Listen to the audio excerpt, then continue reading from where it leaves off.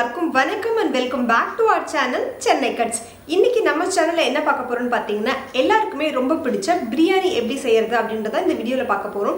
இது என்னோட way of ஸ்டைல்ல வந்து நான் பண்ணி காமிச்சிருக்கேன். சோ இதுல வந்து நடுவுல நிறைய டிப்ஸ்லாம் உங்களுக்கு நான் சொல்லியிருக்கேன். சோ வீடியோவை ஸ்கிப் பண்ணாம till end வரைக்கும் பாத்தீங்கன்னா தான் உங்களுக்கு எல்லாமே தெரியும். சோ இந்த ஸ்டெப்பை நீங்க ஃபாலோ பண்ணீங்கன்னா நம்ம கடையில எப்படி பிரியாணி வாங்குறோமோ அதே டேஸ்ட்ல நம்ம வீட்லயும் செய்ய முடியும். சோ இப்போ இது எப்படி செய்யணும்ன்றதை நீங்க தெரிஞ்சுக்க ஆசைப்பட்டீங்கன்னா என் கூட சேர்ந்து நீங்களும் வீடியோக்குள்ள போய் பார்த்து என்னன்றதை தெரிஞ்சுக்கலாம். இன்றைக்கி நான் 1/4 கிலோ மட்டன் எடுத்திருக்கேன். இதில் 1 ஸ்பூன் மிளகாத்தூள் சேர்த்துக்கோங்க உங்களுக்கு காரத்துக்கு ஏற்ப மாதிரி. அதுக்கப்புறம் ஒரு 1/4 டீஸ்பூன் வந்து மஞ்சள் தூள் சேர்த்துக்கோங்க. இப்போ இதில் நான் 4 கிளாஸ் தண்ணி சேர்த்துக்கிறேன். ஸோ அரிசி மெஷர் பண்ண அதே கப்பில் 4 கிளாஸ் தண்ணி சேர்த்துக்கோங்க. தண்ணி சேர்த்ததுக்கப்புறம் இதை ஒரு தட்டு போட்டு நம்ம மூடி வேக வைக்கலாம். சிம்மில் வச்சு ஒரு 25 மினிட்ஸ் நீங்கள் வேக வச்சா கறி வந்து நல்லா சாஃப்டாக வந்து குக் ஆகிடும்.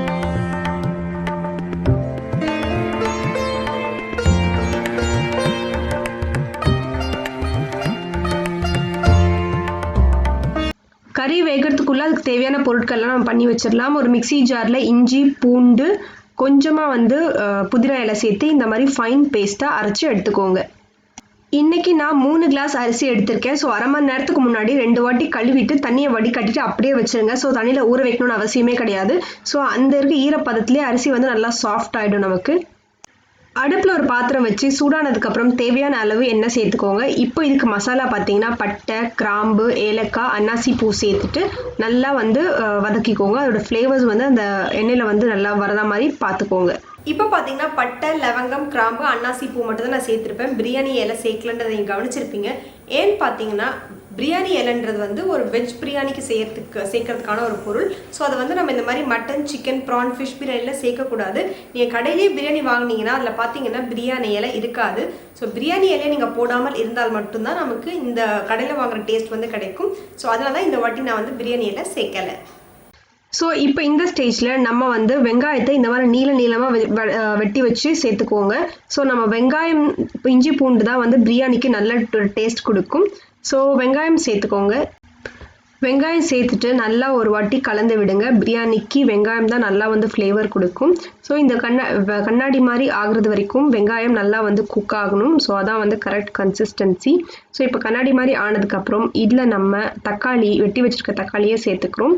ஸோ தக்காளி வந்து கொஞ்சம் கம்மியாக போடுங்க, இல்லைன்னா பிரியாணி வந்து கொஞ்சம் ரொம்ப புளிப்பாக இருக்க மாதிரி இருக்கும். ஸோ தக்காளி சேர்த்துட்டு நல்லா ஒரு வாட்டி வதக்கி விட்டுக்கோங்க. தக்காளி நல்லா வதங்கினதுக்கப்புறம் பெரிய சைஸ் 3 பச்சை மிளகாய் சேர்த்துக்கோங்க. பச்சை மிளகாய் அப்படியே சேர்க்காம நல்லா கொஞ்சம் கீனி சேர்த்திங்கன்னா நல்லா காரமாக இருக்கும். இது நல்லா வதங்கினதுக்கப்புறம் 2 டீஸ்பூன் வந்து நம்ம இஞ்சி பூண்டு பேஸ்ட், அரைச்சி வச்ச பேஸ்ட்டை நம்ம சேர்த்துக்கிறோம்.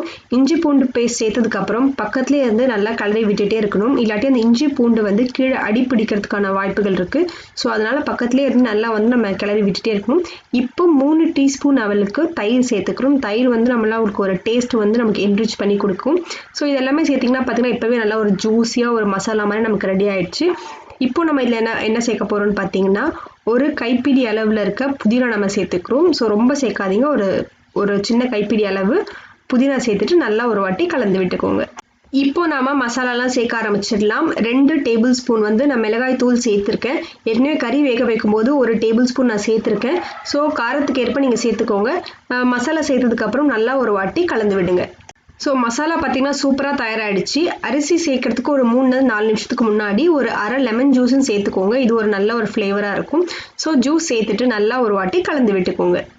இந்த ஸ்டேஜில் இந்த டிஷ்க்கு தேவையான அளவு உப்பு சேர்த்துக்கோங்க.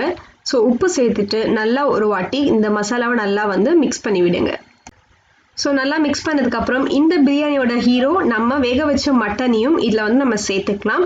ஸோ நீங்கள் சிக்கன், ப்ரான் சேர்க்குறதா இருந்தால் வேக வைக்காமல் டேரெக்டாக இந்த ஸ்டேஜ்லேயே நம்ம வந்து ஆட் பண்ணிக்கலாம். ஸோ அதில் வந்து நல்லா வாட்டர் கண்டென்ட் இருக்கிறதுனால சீக்கிரமாக குக் ஆகிடும். பட் மட்டன் கொஞ்சம் ஹார்டாக இருக்கிறதுனால நம்ம தனியாக வேக வச்சு இதில் வந்து நம்ம சேர்த்துக்கிறோம்.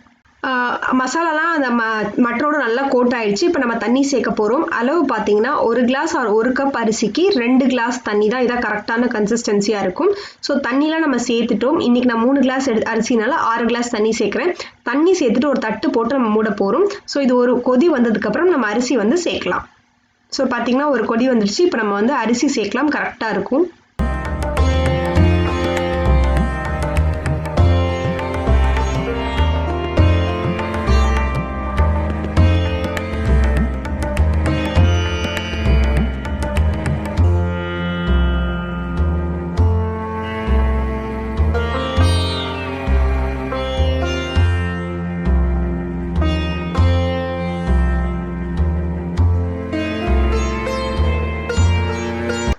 அரிசி எல்லாம் சேர்த்ததுக்கப்புறம் ஒரு தட்டு போட்டு மூடி வச்சுருங்க. ஸ்டவ்வை சிம்மில் வச்சுட்டு இதை பிரியாணி வந்து ஒரு கிட்டத்தட்ட 15 நிமிஷம் வரைக்கும் இருக்கணும்.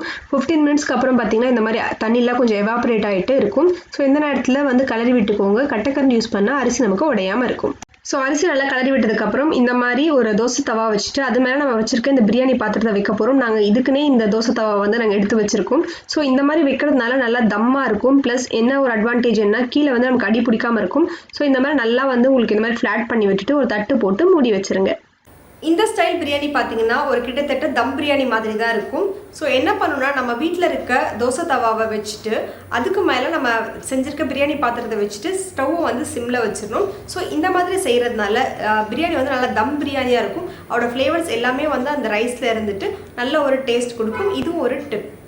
ஸோ 15 மினிட்ஸ்க்கு அப்புறம் பார்த்தீங்கன்னா இந்த மாதிரி பிரியாணி வந்து நமக்கு நல்லா உதிரியாக தயாராகிடும். ஸோ ரொம்ப டைம் எடுத்துக்காது. ஸோ அந்த நம்ம தோசை தவா வைக்கிறதுனால ஹீட் வந்து ஈவனாக ஸ்ப்ரெட் ஆகிறதுனால ஸோ அதோட கரெக்ட் கன்சிஸ்டன்சி நமக்கு கிடைக்கும். ஸோ நான் ஹோட்டலில் வாங்குற மாதிரியே இருக்கும். ஸோ இந்த பிரியாணியை நீங்களும் உங்கள் வீட்டில் ட்ரை பண்ணி பாருங்கள். ஸோ இன்றைக்கி நான் வந்து இதோட பெஸ்ட் காம்பினேஷன் ரைத்தாவோட டேஸ்ட் பண்ண போகிறேன். நீங்களும் உங்கள் வீட்டில் இதை எப்படி செஞ்சு பார்த்துட்டு உங்களுடைய ஃபீட்பேக்கை நம்ம சேனலில் ஷேர் பண்ணுங்கள் ஃப்ரெண்ட்ஸ். ஸோ இப்போ நான் செஞ்சு காமிச்ச இந்த பிரியாணி உங்களுக்கு பிடிச்சிருக்குன்னு நான் நம்புகிறேன். இதே ஸ்டைலில் நீங்கள் சிக்கன் ப்ரான்லாம் செய்யலாம். ஃபிஷ் பிரியாணிக்கு இந்த ஸ்டைல் கிடையாது. நான் வேறு ஒரு வீடியோவில் உங்களுக்கு சொல்கிறேன். இந்த வீடியோ உங்களுக்கு பிடிச்சிருந்தா ரொம்ப சிம்பிள், லைக் பண்ணுங்கள், கமெண்ட் பண்ணுங்கள், உங்கள் ஃபேமிலி அண்ட் ஃப்ரெண்ட்ஸோட ஷேர் பண்ணி விடுங்க. நீங்கள் நம்ம சேனலை சப்போர்ட் பண்ணணும்னு நினச்சிங்கன்னா கீழே இருக்க ரெட் கலர் சப்ஸ்கிரைப் பட்டனை ப்ரெஸ் பண்ணிக்கோங்க. அது பக்கத்தில் இருக்க நோட்டிஃபிகேஷன் பெல் ஐக்கான அடித்தால் மட்டும்தான் நம்ம சேனலில் போட போகிற வீடியோஸ் எல்லாமே உங்களுக்கு மிஸ் ஆகாமல் வரும். அதாவது உங்களுக்கு நோட்டிஃபை ஆகும். ஸோ எல்லாரையும் அடுத்த ஒரு வீடியோவில் மீட் பண்ணுறேன் ஃப்ரெண்ட்ஸ். பாய்.